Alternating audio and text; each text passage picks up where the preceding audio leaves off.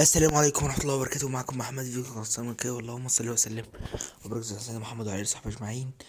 يا رب انصر اخواتنا في كل مكان، يا رب انصر اخواتنا المستضعفين، يا رب انصرنا جميعا يا رب العالمين.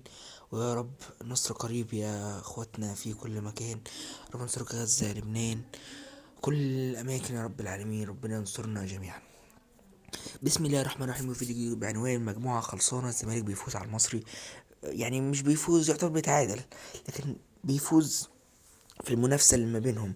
الزمالك كسب ماتش وتعادل ماتش، يبقى انت خدت 4 نقط في المنافسة اللي بينك وبين المصري، ويعتبر انت الأول المجموعة. فاضلك بس عايز تفوز ماتشين وخلاص كده.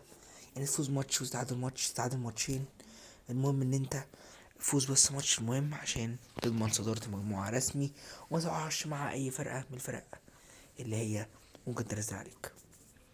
طبعا دايما بنتكلم وبنقول ان الصدارة مهمة، والزمالك دايما معودنا ان هو الافضل والاقدر، ان هو دايما هو اللي يكون في النطاق الصحيح. شكرا زيزو، شكرا للمدرب جروس، شكرا لكل اللعيبة اللي ساعدتنا.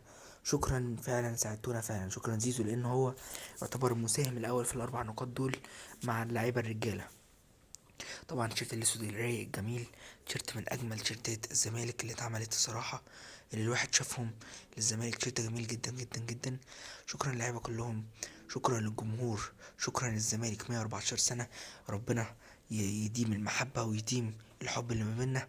الزمالك القلعه الرياضيه الاولى في مصر، اكبر قلعه رياضيه في مصر. ربنا يديم الحب اللي ما بيننا. شكرا لكم جميعا. يعني كنت عايز اتكلم بس كلمتين كده والحمد لله. ان شاء الله المجموعه خلصانه، وباذن الله اللي جاي احسن.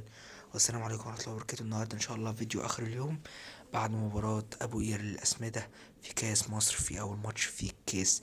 وباذن الله التوفيق للزمالك. ماتش النهارده الساعه 2:30 باذن الله، وربنا يوفق الزمالك ان شاء الله. والسلام عليكم ورحمه الله وبركاته.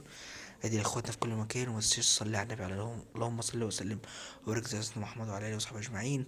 وسنه سعيده عليكم ان شاء الله. والسلام عليكم ورحمه الله وبركاته.